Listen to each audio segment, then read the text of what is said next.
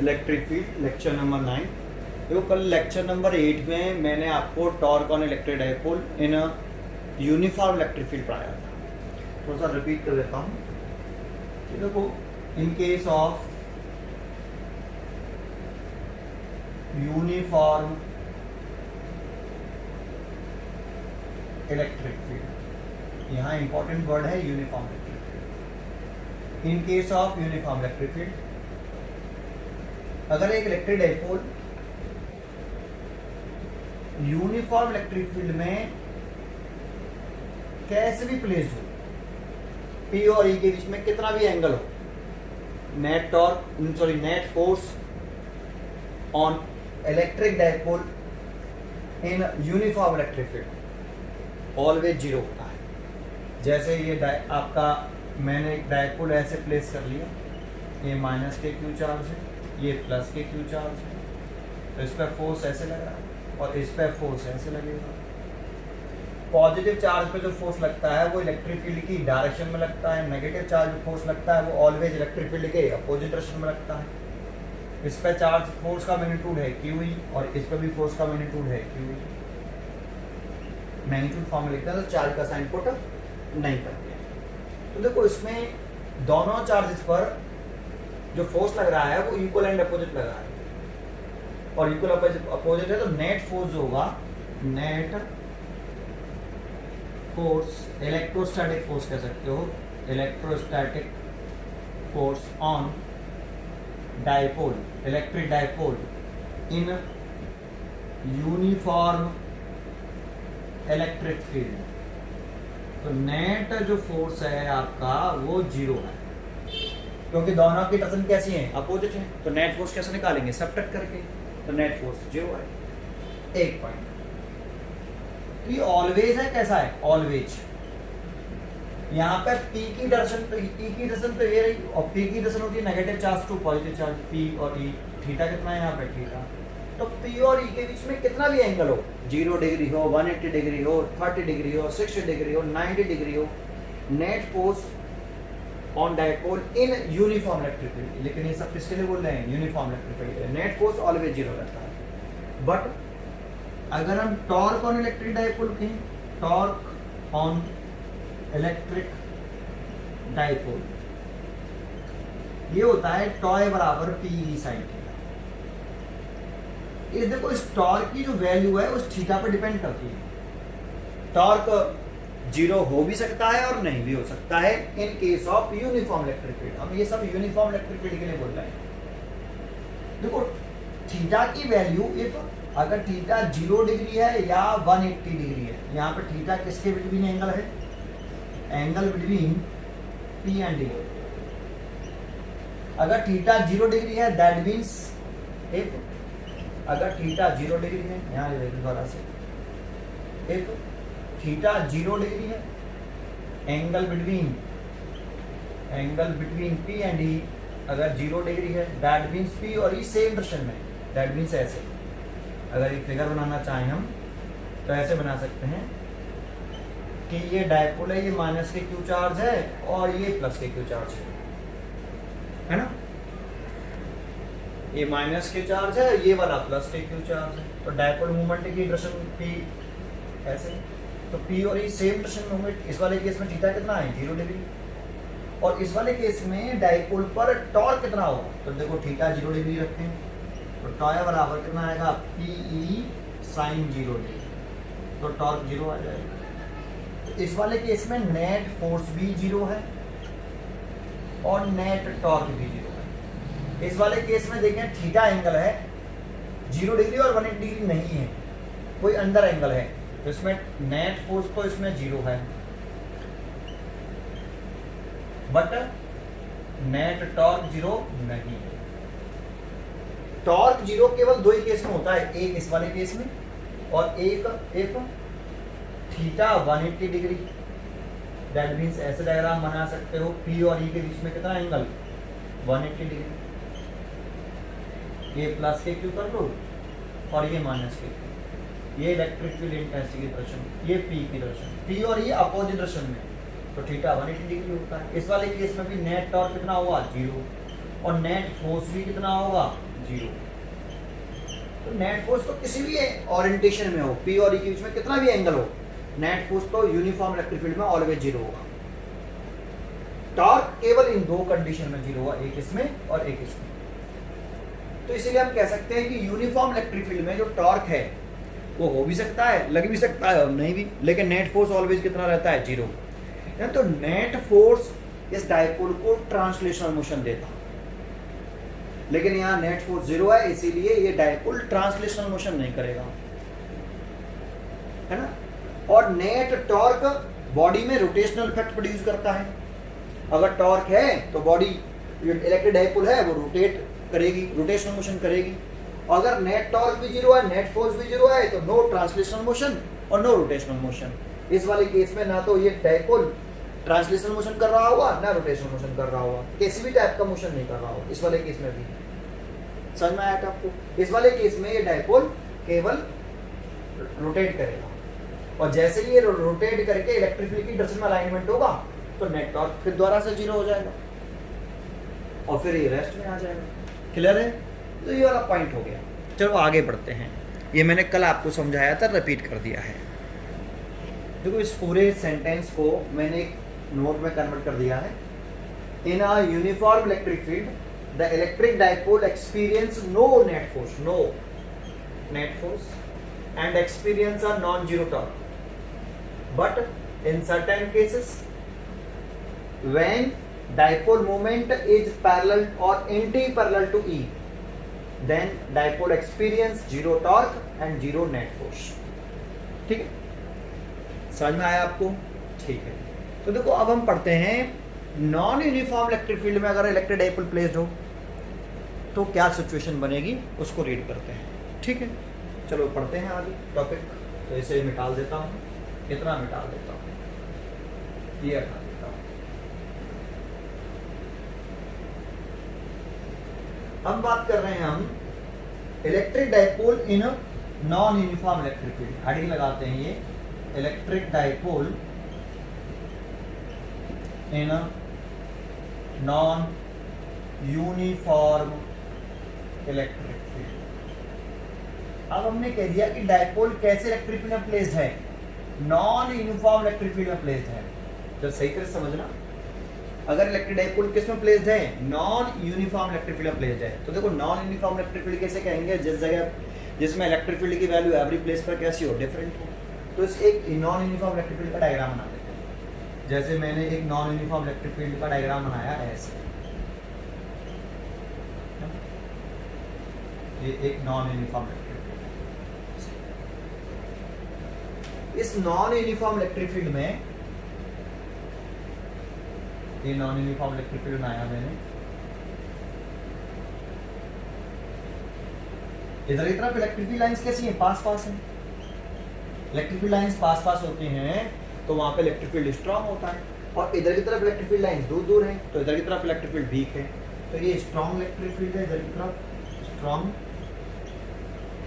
Electric field, और इधर की साइड में वीक इलेक्ट्रिक फील्ड है, वीक इलेक्ट्रिक फील्ड। ठीक है, चलिए इसमें एक डायपोल प्लेस करते हैं आप। तो इसमें एक डायपोल देखो मैंने ऐसे रख लिया, ये माइनस के क्यू चार्ज है और ये प्लस के क्यू चार्ज है।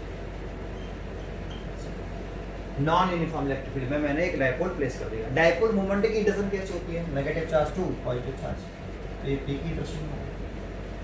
तो देखो जैसा कि हम जानते हैं कि प्लस क्यू चार्ज पार्टिकल का जो फोर्स लगता है वो इलेक्ट्रिक फील्ड की डायरेक्शन में लगता है। तो इस प्लस क्यू चार्ज पार्टिकल का जो फोर्स लगेगा इलेक्ट्रिक फील्ड की डायरेक्शन में लगेगा, F1 ऐसे। कितना लगेगा, QE1 ऐसे। कितना लगेगा, QE1। ठीक है, नेगेटिव चार्ज पार्टिकल में जो फोर्स लगेगा वो इलेक्ट्रिक फील्ड के अपोजिट डायरेक्शन में लगता है। तो इलेक्ट्रिक फील्ड की डायरेक्शन तो ये है, तो अपोजिट डायरेक्शन में लगेगा तो ऐसे लगेगा, ये लगेगा कितना, F2 बराबर QE2। तो इस वाले पॉइंट, इस साइड में इलेक्ट्रिक फील्ड लाइंस क्लोजर हैं, तो ये E2 स्ट्रॉन्गेस्ट इलेक्ट्रिक फील्ड है।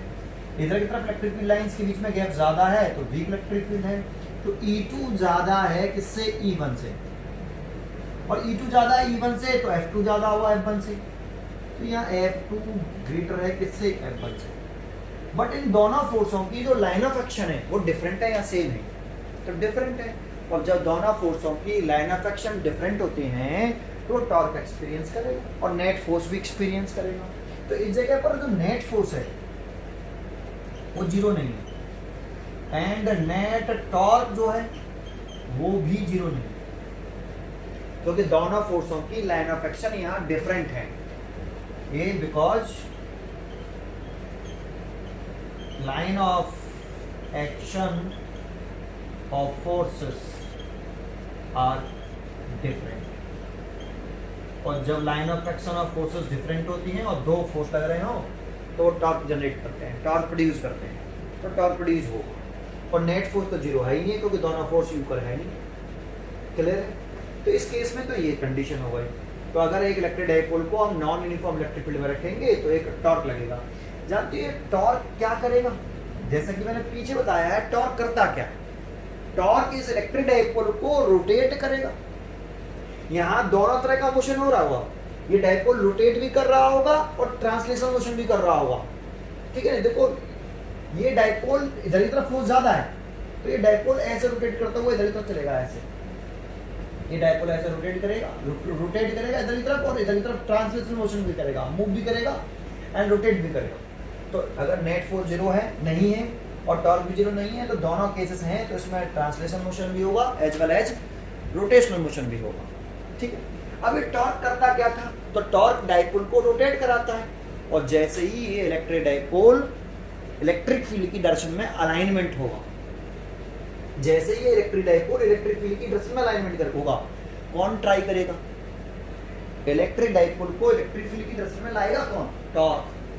टॉर्क जो है इलेक्ट्रिक डाइपोल को घुमा के इलेक्ट्रिक फील्ड में की डायरेक्शन के अलोंग करने की कोशिश करता है, तो कर देगा, अलाइनमेंट कर देगा। जैसे ही टॉर्क इलेक्ट्रिक डाइपोल को इलेक्ट्रिक फील्ड की डायरेक्शन में अलाइनमेंट करेगा, टॉर्क जीरो हो जाएगा। टॉर्क कितना हो जाएगा? जीरो। जैसे डायग्राम बनाएगा हम इसमें, तो एक नॉन यूनिफॉर्म इलेक्ट्रिक फील्ड का डायग्राम बना देते हैं हम।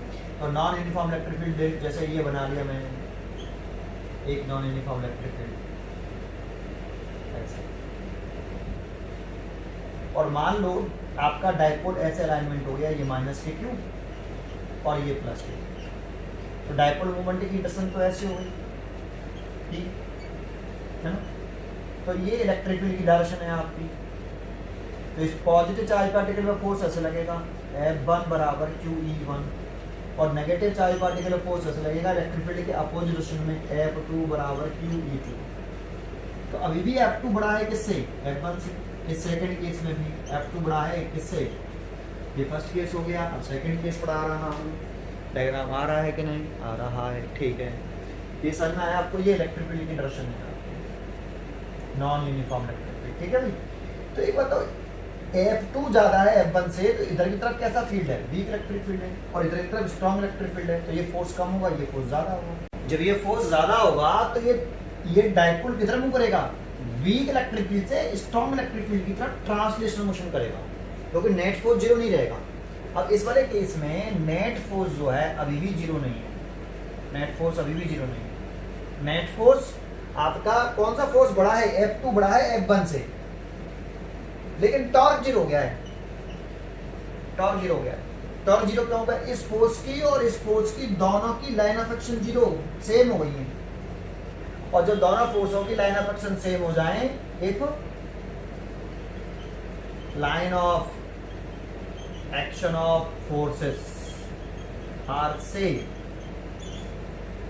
then that is perpendicular distance between two forces zero हो जाती है, और perpendicular distance between two forces zero हो जाएगा, टॉर्क जीरो हो जाएगा। ठीक है, ये वाली बात समझ में आती है? तो इस वाले केस में जब आपका इलेक्ट्रिक डाइपोल इलेक्ट्रिक फील्ड की डायरेक्शन में अलाइनमेंट हो जाता है तो टॉर्क जीरो हो जाएगा, और ये अब डाइपोल रोटेशनल मोशन नहीं करेगा लेकिन ट्रांसलेशनल मोशन करेगा। नेट फोर्स अभी भी जीरो नहीं है, तो ये वीक इलेक्ट्रिक फील्ड से स्ट्रॉन्ग इलेक्ट्रिक फील्ड की तरफ ट्रांसलेशन मूव करेगा। समझ में आया? तो ये दो केस इसमें भी हैं। समझ में आया आपको? इस अगर ऐसे प्लेस्ड है तो नेट फोर्स भी जीरो नहीं है और टॉर्क भी जीरो भी नहीं है, लेकिन अगर इलेक्ट्रिक फील्ड की डायरेक्शन में अलाइनमेंट हो जाए तो नेट फोर्स जीरो नहीं होता लेकिन टॉर्क जीरो हो जाता है। ठीक है, इस चीज को हम लिख देते हैं। देखो मैंने ये वाला केस में लिख दिया, in case of non uniform electric field the electric dipole experience a non zero force and non zero torque. ये वाला केस बताया, नेट फोर्स भी जीरो नहीं है और नेट टॉर्क भी जीरो नहीं है। But on certain cases when dipole moment P is parallel और एंटी पैरेलल टू E, अगर P और E पैरेलल हो जाए, है ना, इस केस में then dipole experience zero torque, torque तो जीरो हो जाएगा, एंड नॉन जीरो फोर्स, लेकिन जीरो फोर्स अभी भी जीरो नहीं होगा। साइमेट्रिक फोर्स जीरो क्यों नहीं होगा? क्योंकि ये नॉन यूनिफॉर्म इलेक्ट्रिक फील्ड है, इधर की तरफ इलेक्ट्रिक फील्ड वीक है, इधर की तरफ इलेक्ट्रिक फील्ड स्ट्रांग है, तो फोर्स इधर की तरफ वीक होगा, इधर की तरफ वीक फोर्स ज्यादा होगा, तो net force F2 minus F1 होगा। ये net force weak electric field से डाइपोल पर स्ट्रांग इलेक्ट्रिक फील्ड की तरफ लगेगा, तो ये डाइपोल वीक इलेक्ट्रिक फील्ड से स्ट्रांग इलेक्ट्रिक फील्ड की तरफ ट्रांसलेशन मूव करेगा, ट्रांसलेशन मोशन करेगा।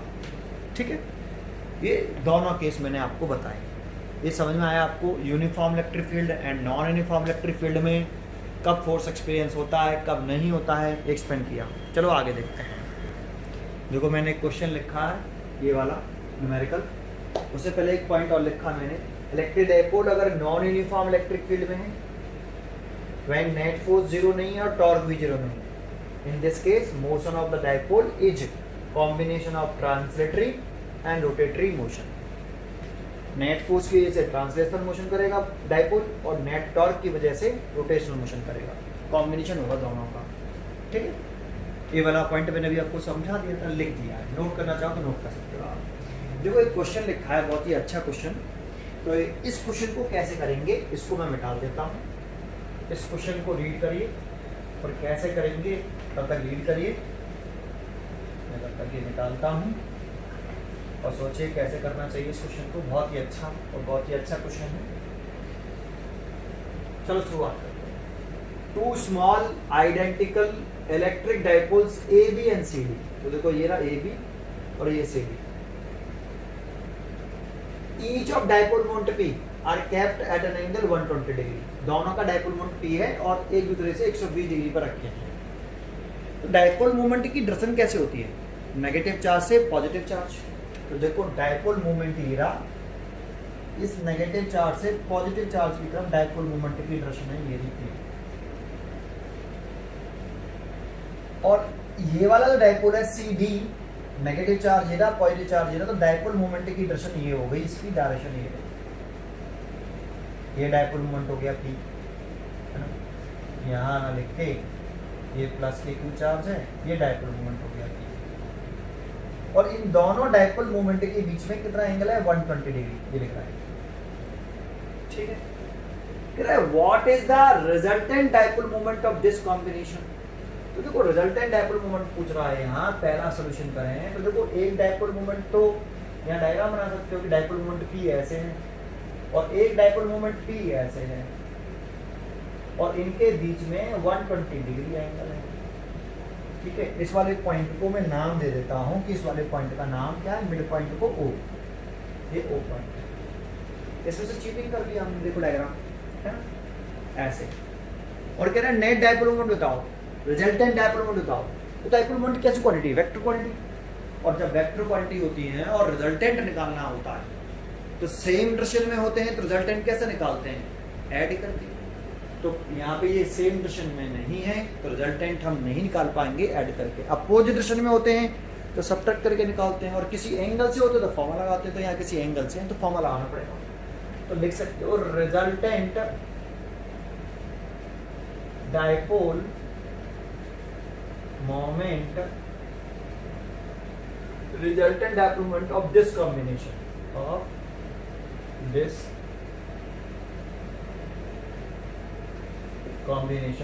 PR लिख लेता हूँ रिजल्टेंट, या P डैश लिख लेता हूँ, P डैश रूल के अंदर इन दोनों का रिजल्टेंट निकालना है। तो P का स्क्वायर प्लस 2P P1 का स्क्वायर प्लस P2 का स्क्वायर प्लस 2P1 P2 लगा देते, लेकिन P1 भी P है, ये P1 मान लो, ये P2 मान लो। तो आप लिखना चाहो तो ऐसे ले सकते हो, 2P1 P2 cos। यहाँ तक P1 और P2 के बिटवीन एंगल कितना है? 120, तो 120 डिग्री वैल्यू पुट कर दो। तो P dash is equal to root के अंदर ये भी पी का स्क्वायर प्लस ये भी पी का स्क्वायर प्लस ये 2p स्क्वायर हो जाएगा। P1 P2 बराबर है और cos 120 यहाँ गिवन है कि इसका डायपोल मोमेंट p है ना। cos 120 की वैल्यू होती है माइनस के हाफ, तो देखो 2 से 2 कट गया और माइनस से ये माइनस हो जाएगा तो ये कैंसिल हो जाएगा तो ये p आ जाएगा। तो ये कैंसिल हो गया, p का स्क्वायर लेंगे तो p आ गया। तो रिजल्टेंट डायपोल यहाँ पे रिजल्टेंट डायपोल मोमेंट आया इस पूरे कॉम्बिनेशन का p dash is equal to p।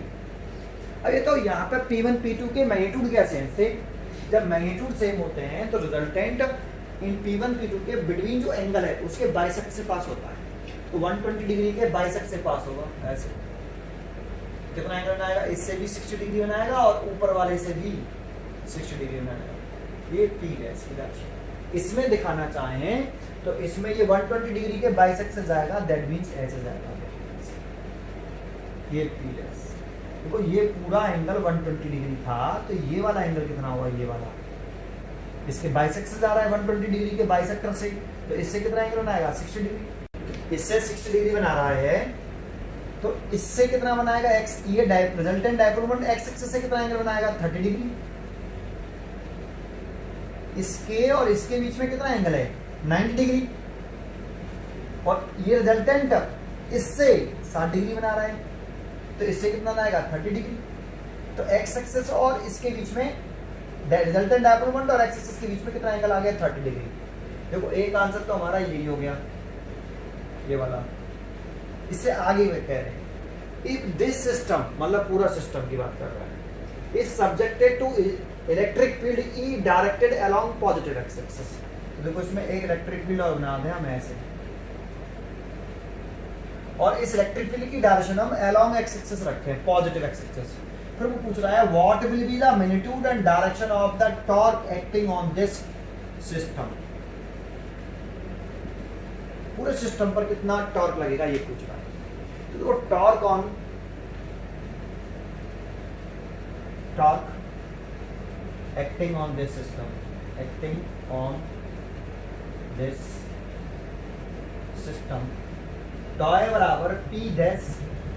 पूरे सिस्टम की बात करें, पूरे कॉम्बिनेशन की, तो पूरे कॉम्बिनेशन का रिजल्टेंट डायपोल मोमेंट तो P डैश है, तो P डैश लेंगे और E इलेक्ट्रिक फील्ड है तो E ले लेंगे और E साइन थीटा। टॉर्क का फॉर्मूला पढ़ा था ना, टॉय बराबर P साइन थीटा, ये वाला। और थीटा किसके बीच में एंगल होता था, P और E के बीच में। तो यहाँ P डैश और P डैश और E के बीच में एंगल देखेंगे तो P डैश और E के बीच में एंगल कितना है 30 डिग्री, इसीलिए मैंने निकाला हुआ एंगल। ठीक है इतना। तो P डैश की वैल्यू कितनी है P और E और साइन 30 की वैल्यू 1/2, तो कितना टॉर्क लगा समझ में आया, टॉय बराबर 1/2 PE। ठीक है इतना टॉर्क लगा। ये तो मैग्नीट्यूड निकले आया टॉर्क का, टॉर्क का मैग्नीट्यूड आ गया 1/2 PE। डायरेक्शन कैसे निकालें टॉर्क का, मैग्नीट्यूड पूछ रहा था और डायरेक्शन पूछ रहा है, तो डायरेक्शन कैसे निकालें। तो डायरेक्शन पे कल मैंने आपको देखो लेक्चर नंबर 8 में टॉर्क की डायरेक्शन निकालने के लिए एक रूल बताया था, right hand thumb rule.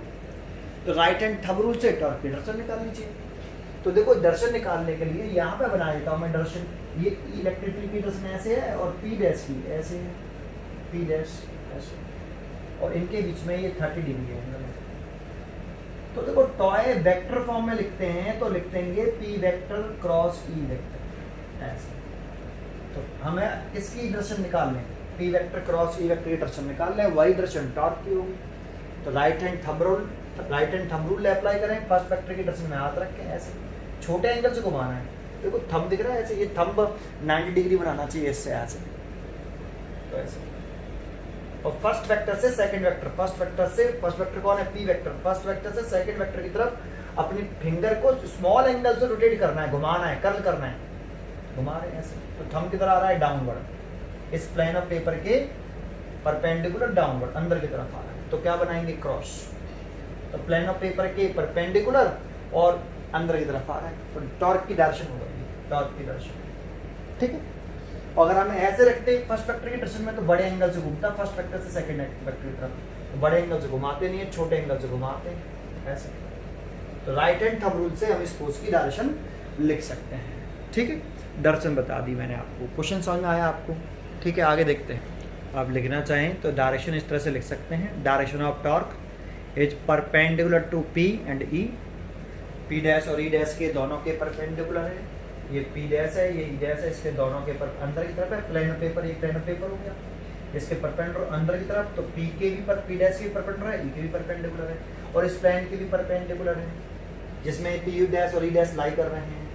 And along Z axis negative Z axis है, तो वही एक्स एक्सिस ये हो गई, वाई एक्सिस ये हो गई, Z axis positive Z axis बाहर की तरफ और नेगेटिव जेड एक्सिस अंदर की तरफ, तो अलोंग नेगेटिव जेड एक्सिस भी लिख सकते हो आप। तो इस तरह से आप इसकी डायरेक्शन लिख सकते हो टॉर्क की, अगर नोट करना चाहें तो इस तरह से नोट कर सकते हो। क्लियर है बेटा? देखो आगे नया टॉपिक पढ़ते हैं, नया टॉपिक स्टार्ट, आगे टॉपिक रीड करते हैं। अगला टॉपिक है हमारा work done in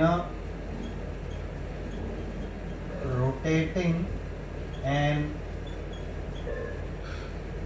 electric dipole in a uniform electric field।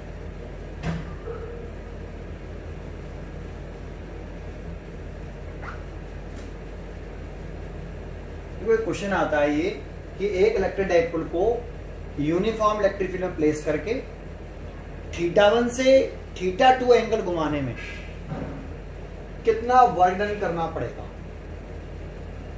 Theta क्या है यहाँ पे, θ1 θ2 angle between p and E, rotate करने से पहले angle between p and E θ1 और रोटेट करने के बाद angle between p and E θ2। तो आपको θ1 से θ2 रोटेट करने में डाइपोल को कितना वर्क डन करना पड़ेगा, ये आपसे डेरिवेशन करने की कह रहा है। ठीक है, तो देखो इसी को लेट कर लेते हैं पहले हम, let an electric dipole, let an electric dipole be rotated, rotate तो करना है तो be rotated in electric field, in यहां लिख लेते हैं in electric field from angle θ1 to θ2 in the direction of electric field, direction of electric field। ठीक है, ये इतना पहले हमने लेट कर लिया। ठीक है, ये समझ में आया आपको? पेन ले लो दूसरा, फिर देखो आगे इसमें and at any time angle between P and E, P dipole moment और E electric field, B theta, then torque, देखो डाइपोल को रोटेट करना है तो टॉर्क तो लगेगा लगेगा, तो then torque acting on electric dipole, electric dipole. देखो हम पढ़ चुके हैं कि अगर आपका, देखो जैसा हमने लेट किया है कि any time angle between p and D कितना मान लिया, थीटा, तो एंगल पहले डायग्राम बना लेते हैं हम। ये देखो एक यूनिफॉर्म इलेक्ट्रिक फील्ड बना लेते हैं पहले हम, एक यूनिफॉर्म इलेक्ट्रिक फील्ड बना लिया और इस यूनिफॉर्म इलेक्ट्रिक फील्ड में एक डाइपोल प्लेस कर दिया, सॉरी एक यूनिफॉर्म इलेक्ट्रिक फील्ड में एक डाइपोल प्लेस कर दिया, ये प्लस के क्यू और ये माइनस के क्यू और ये इलेक्ट्रिक फील्ड की डायरेक्शन, और डाइपोल मोमेंट की डायरेक्शन कैसे होती है, -2 से प्लस के क्यू। कितना एंगल बना रहा है इलेक्ट्रिक फील्ड से, थीटा, पी और ई के बीच में कितना एंगल है, थीटा। तो इसको इस पर इस पॉजिटिव चार्ज पे एक फोर्स लगता है ऐसे, नेगेटिव चार्ज पे फोर्स ऐसे लगता है, पॉजिटिव चार्ज पे फोर्स लगता है इलेक्ट्रिक फील्ड की डायरेक्शन में और नेगेटिव चार्ज पे फोर्स लगता है इलेक्ट्रिक फील्ड के अपोजिट डायरेक्शन में। तो इस पर टॉर्क लगेगा, अभी पीछे कल आर्टिकल पढ़ा था हमने, और torque acting on electric dipole कितना, tau is equal to p E sin theta. और ये टॉर्क क्या करेगा, इस इलेक्ट्रिक डाइपोल को इलेक्ट्रिक फील्ड की डायरेक्शन में अलाइनमेंट करने की कोशिश करेगा। ये टॉर्क इलेक्ट्रिक डाइपोल को इलेक्ट्रिक फील्ड की डायरेक्शन में लाने की कोशिश करता है। दैट मींस डाइपोल को ऐसे घुमाने की कोशिश करेगा, है ना। अब हम क्या चाहते हैं, इस इलेक्ट्रिक डाइपोल को θ1 एंगल से θ2 एंगल रोटेट करने में कितना वर्डन करना पड़ेगा। तो हम क्या करें, पहले इस डाइपोल को वेरी स्मॉल एंगल रोटेट करने में कितना एक्सटर्नल वर्डन करना पड़ता है इस टॉर्क के अगेंस्ट, उसको फाइंड आउट कर लेते हैं, स्मॉल वर्डन निकाल लेते हैं small angle D theta rotate करने में। तो देखो इस डाइपोल को हम कितना एंगल रोटेट कर दें, ये देखो ये माइनस के क्यू, ये ना, इसको यहां ले आए तो ये माइनस के क्यू, और इसको यहां ले आए तो ये प्लस के क्यू। तो हमने कितना रोटेट किया, डी थीटा, है ना। ये इसको यहां से यहां लाए हैं, इसको यहां से यहां, ऐसे डाइपोल को ऐसे घुमाया है। तो कितना एंगल रोटेट किया है, small angle D theta rotate किया है। तो ये जो आपका ये टॉर्क है, ये डाइपोल को किधर घुमाने की कोशिश कर रहा है, ये डाइपोल को ऐसे घुमाने की कोशिश कर रहा है, ऐसे। क्योंकि टॉर्क इलेक्ट्रिक डाइपोल को इलेक्ट्रिक फील्ड की डायरेक्शन में लाने की कोशिश करता है, तो ऐसे इलेक्ट्रिक फील्ड डायरेक्शन में कोशिश कर रहा है, और हम उसे रोटेट कर रहे हैं ऐसे। तो इस टॉर्क के अगेंस्ट हमें क्या करना पड़ेगा, एक्सटर्नल वर्डन करना पड़ेगा एंगल थीटा डी थीटा घुमाने में। तो हम यहां पर एक लाइन लिख लेते हैं कि the let electric dipole, let electric dipole, let electric dipole is rotated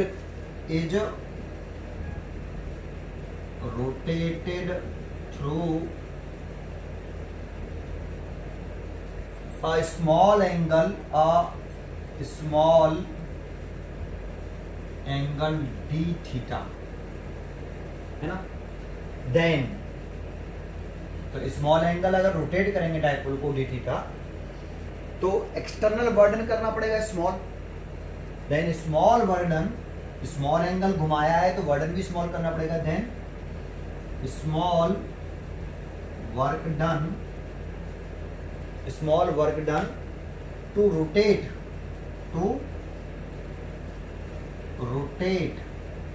है ना, to rotate the dipole,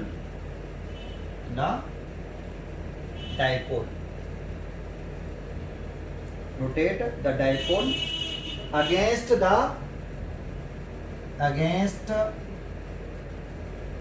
the torque।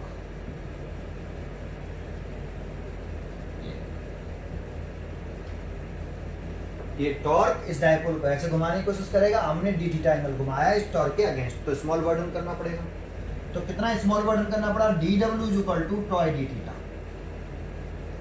Sir ये जी वर्डन बराबर टॉय डी थीटा कैसे आ गया, तो देखो इसको समझना है कि small work done is equal to tau D theta क्यों लिखा, वो जरा समझते हैं। देखो दो तरह का मोशन होता है आपका, 11th में हमने पढ़ा था ये, एक तो आपका ट्रांसलेशनल मोशन, एक तो होता है आपका ट्रांसलेशनल मोशन,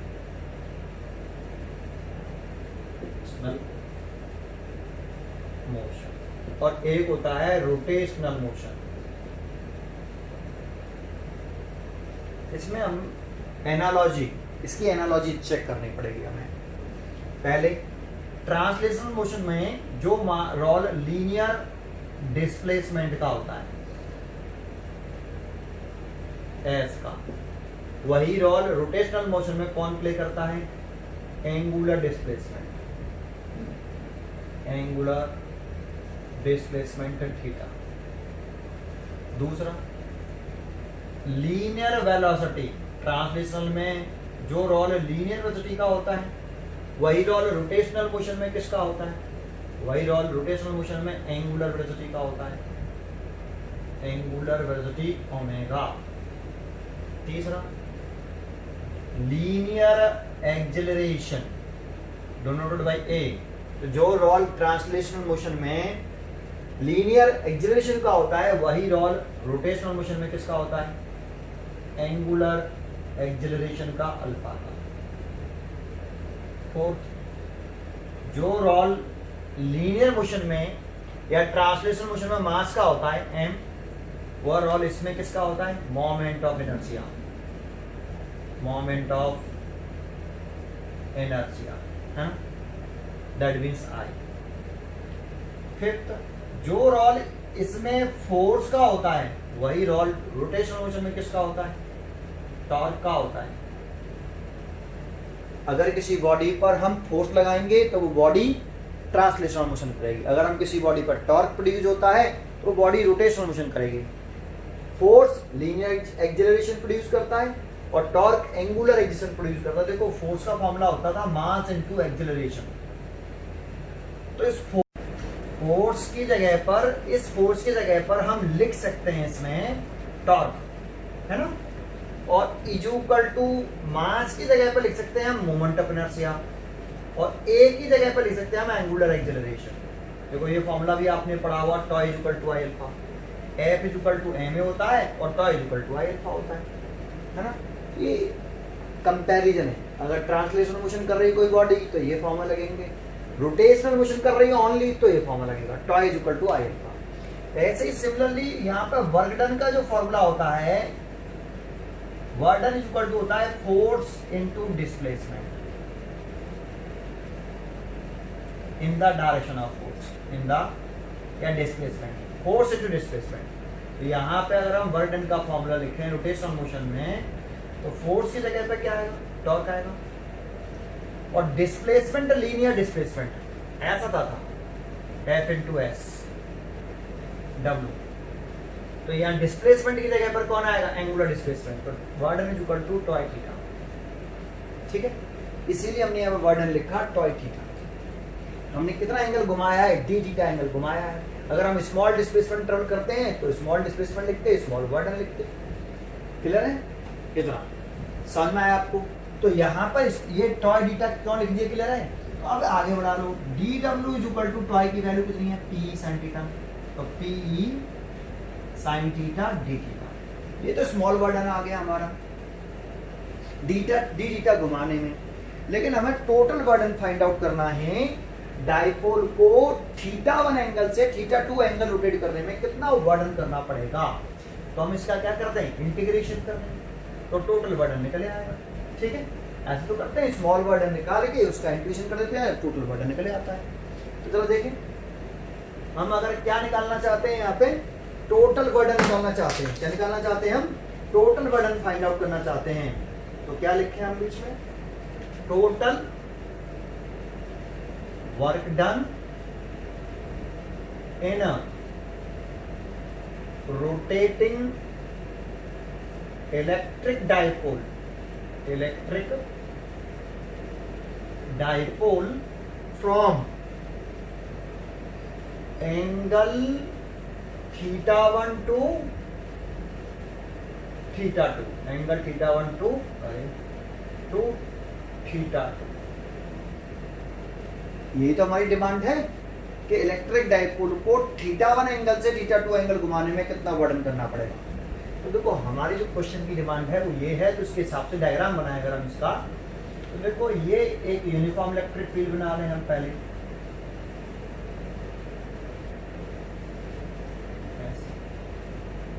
तो ये आपका एक डाइपोल बनाए, ऐसे बनाए, चलो एक डाइपोल बनाए हैं हम यहाँ पे, तो ये डाइपोल बना दिया, ये प्लस के क्यू और ये माइनस के, तो ये आपका पी की दर्शन, तो ये इनिशियल एंगल हो गया आपका थीटा। ये पी रोटेट करने से पहले पी और ई के बीच में कितना एंगल? थीटा 1। कितना रोटेट करना है इसे? थीटा 2 रोटेट कर देना है, ऐसे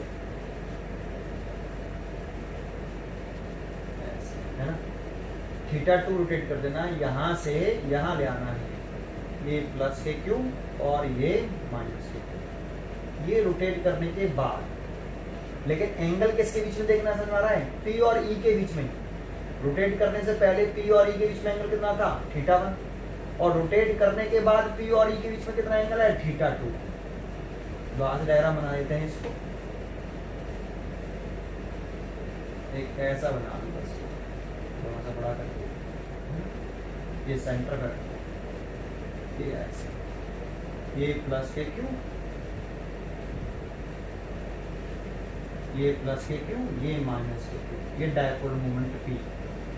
कितना एंगल है इससे? थीटा 1। और घुमाने के बाद ये माइनस के क्यू, ये प्लस के क्यू, ये पी, घुमाने के बाद कितना एंगल हो गया है?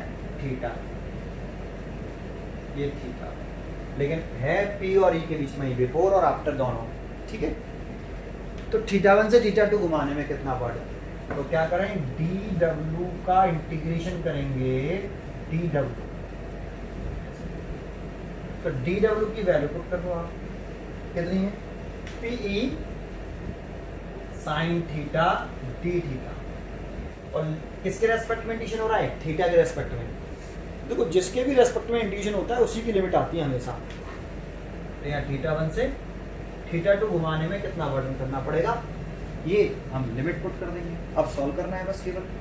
तो W is equal to P, तो बाहर आ गया, साइन थीटा का इंटीग्रेशन करना है। तो साइन थीटा का इंटीग्रेशन कितना होता है? माइनस के कॉस थीटा। और उसकी लिमिट कितनी है भाई साइन थीटा की? ये लिमिट पुट कर दी हमारी थीटा 1 से थीटा। देखो इंटीग्रेशन साइन थीटा का फॉर्मूला हमें याद होना चाहिए कि integration sine theta D theta is equal to होता है माइनस के कॉस थीटा। ये इंटीग्रेशन का फॉर्मूला है, तो हमने फॉर्मूला लगा दिया। तो माइनस साइन तो बाहर आ गया, पीई पहले अपर लिमिट पुट कर दें, तो कॉस, पहले ये माइनस साइन बाहर निकाल दिया, cos theta 2 minus cos theta 1। किसके रेस्पेक्ट में डिसीजन कर रहे हैं? थीटा के रेस्पेक्ट में कर रहे हैं। तो थीटा को रिप्लेस करके पहले अपर लिमिट माइनस लगा के थीटा की जगह पर रिप्लेस करके लोअर लिमिट, ठीक है। डी, ये डब्ल्यू आ गया। तो माइनस साइन का अंदर मल्टीप्लाई कर लें तो वर्डन कितना आएगा? PE cos theta 1 minus cos theta. इतना वर्डन करना पड़ा इस टॉर्क के अगेंस्ट इस डायपोल को थीटा 1 से थीटा 2 घुमाने में, ठीक है। ये डेरिवेशन हो गया, यहाँ तक समझ में आया पहले आपको, ठीक है। आगे देखते हैं, ठीक है, आगे देखते हैं। ये समझ में आया, अगर डायपोल को हमें थीटा 1 एंगल से थीटा 2 एंगल घुमाना हो यूनिफॉर्म इलेक्ट्रिक फील्ड में, तो इतना वर्डन करना पड़ता है। इससे आगे अगर हम देखें, इससे आगे देख रहे हैं, जरा देखें, मिटालता हूं इसको। देखो इसमें एक केस और देखते हैं। अगर हम डायपोल को थीटा 1 0 डिग्री से किसी एनी एंगल थीटा पर घुमाते हैं, है ना, दैट मीन्स ये केस बना लेते हैं हम एक फर्स्ट, कि एक यूनिफॉर्म इलेक्ट्रिक फील्ड बनाया हमने, एक यूनिफॉर्म इलेक्ट्रिक फील्ड बनाया है ऐसे, है ना, और इसमें डायपोल इनिशियली ऐसे रखा है माइनस के क्यू और प्लस के क्यू इनिशियली। तो ये तो P और E के बीच में इनिशियली रोटेट करने से पहले कितना एंगल है? 0 डिग्री, सेम डायरेक्शन में है, तो थीटा 1 कितना हो गया? 0 डिग्री, है ना। अब इस डायपोल को थीटा एंगल से घुमा दें, इस डायपोल को अब थीटा एंगल से घुमा दें। इस डायपोल को यहाँ से ऐसे घुमा दिया हमने, डायपोल था ऐसे और इसे थीटा एंगल घुमा दें, ये प्लस है माइनस है, थीटा एंगल घुमा दिया, तो डायपोल मोमेंट की डायरेक्शन ऐसे हो गई, तो थीटा 2 कितना हो गया? थीटा। तो आपको थीटा 1 0 डिग्री से थीटा 2 थीटा डिग्री घुमाना है, तो कितना वर्डन करना पड़ेगा? तो इस लाइन को हम लिखेंगे कैसे? इस लाइन को हमें लिखना है, तो इस लाइन को लिखते हैं हम पहले। इफ इलेक्ट्रिक डायपोल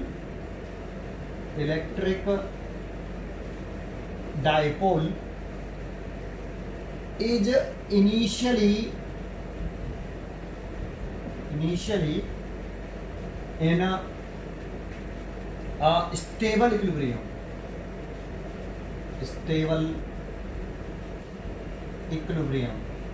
याद है जब P और E के बीच में एंगल 0 डिग्री होता है तो वो डायपोल स्टेबल इक्विलिब्रियम में होता है।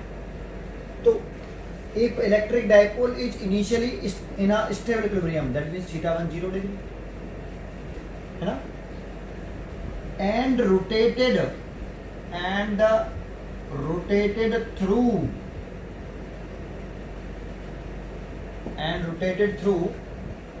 an angle angle theta, that means theta two कितना हो गया थीटा। देन वर्क डन कितना करना पड़ेगा, देन वर्क डन W।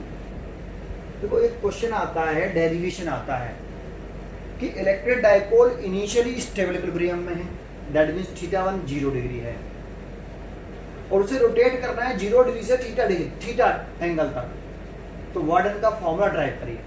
तो आप पूरा डेरिवेशन जैसे अभी किया था यहाँ तक ले आइए, पूरा डेरिवेशन करके यहाँ तक ले आइए, फिर उसके बाद वैल्यू पुट कर दीजिए ये वाली। तो देखो थीटा 1 तो कितना रख दें 0 और थीटा 2 रख दें थीटा इस फॉर्मूले में।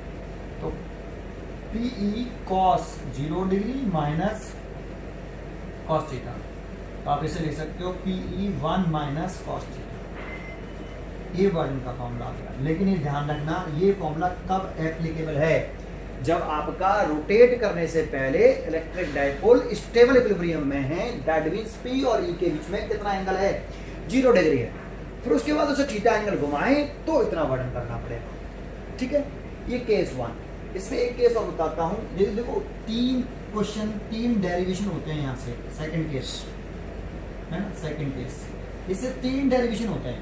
एक तो क्वेश्चन आता है डेरिवेशन करने के लिए 12th में कि इलेक्ट्रिक डाइपोल को थीटा 1 एंगल से थीटा 2 एंगल रोटेट करने में कितना वर्णन करना पड़ेगा, एक क्वेश्चन। दूसरा क्वेश्चन आता है कि एक electric dipole initially stable equilibrium में है, दैट मींस थीटा 1 0 डिग्री में है, और फिर उसे थीटा एंगल रोटेट करने में कितना वर्णन करना पड़ता है। तो ये इतना नहीं करके आना है, पहले आप थीटा 1 से थीटा 2 रोटेट करने में वर्णन निकालिए यहाँ तक, और फिर थीटा 1 0 डिग्री और थीटा 2 और थीटा डिग्री रख के आप यहाँ तक प्रूव कर दीजिए।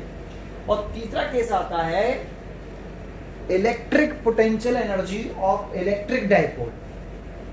Electric potential energy of electric dipole के लिए फॉर्मूला ड्राइव करिए। Drive the expression of electric potential energy of electric dipole.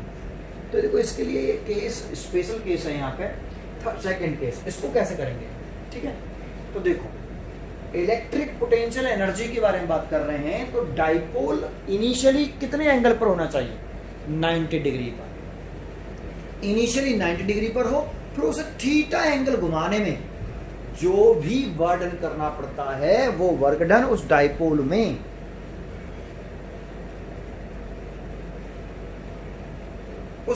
में इलेक्ट्रिक पोटेंशियल एनर्जी के फॉर्म में स्टोर हो जाता है।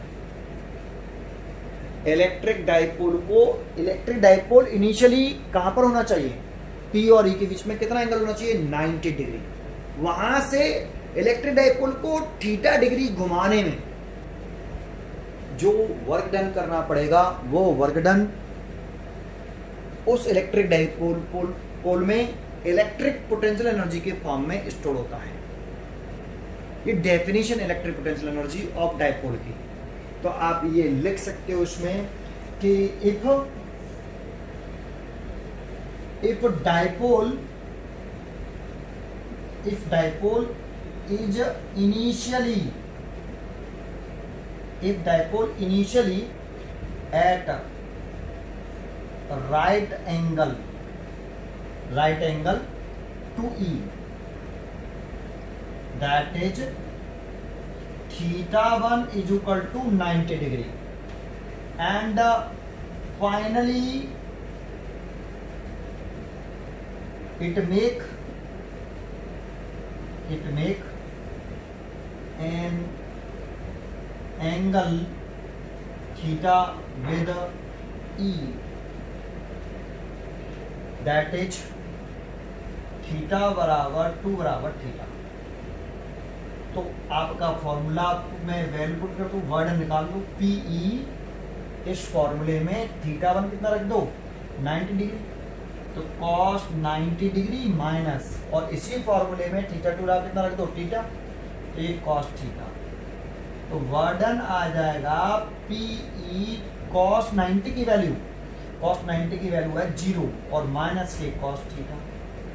तो वर्डन इज इक्वल टू आया हमारा, इसे हटा देते हैं,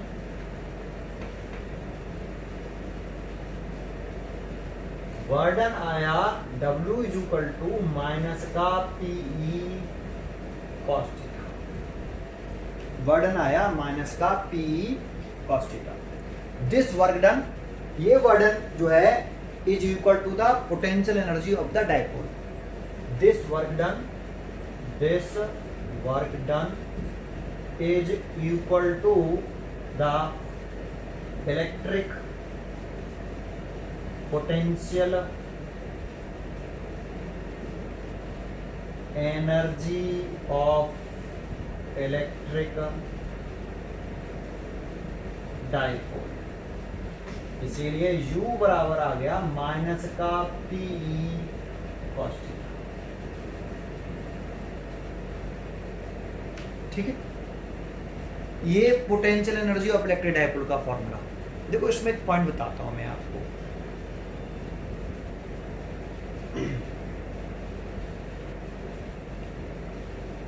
एक पॉइंट बता देता हूं, वेरी मोस्ट इंपॉर्टेंट। यहाँ पहले ये बात समझ में आई आपको, ये सारा डेरिवेशन समझ में आया आपको। ये 3 डेरिवेशन आते हैं आपके, तीनों डेरिवेशन आते हैं। जैसे ये डेरिवेशन भी आता है तो ये थोड़ी है आप यहाँ से कर दोगे, इसको इतना कर दोगे, डेरिवेशन हो गया। आपको पहले फॉर्मूला ड्राइव करना पड़ेगा पूरा। यहाँ तक लाने के बाद आप ये हेडिंग लिखोगे, लाइन लिखोगे, लाइन लिखने के बाद आप लिख सकते हो ये वाला। ठीक है, तो देखो एक बात बताओ, कोई डाइपोल की जो पोटेंशियल एनर्जी है, अगर यहाँ थीटा 90 डिग्री हो P और E के बीच में, P और E के बीच में अगर 90 डिग्री हो, इस जगह पे देखो, अब इस फॉर्मूले से नोट करते हैं इस वाले पॉइंट को, है ना। अगर थीटा P और E के बीच में इनिशियली P और E के बीच में एंगल थीटा कितना है, 90 डिग्री है, तो पोटेंशियल एनर्जी कितनी आएगी, 0 आएगी। आएगी नहीं, पोटेंशियल एनर्जी 0, तो पोटेंशियल एनर्जी 0 आएगी।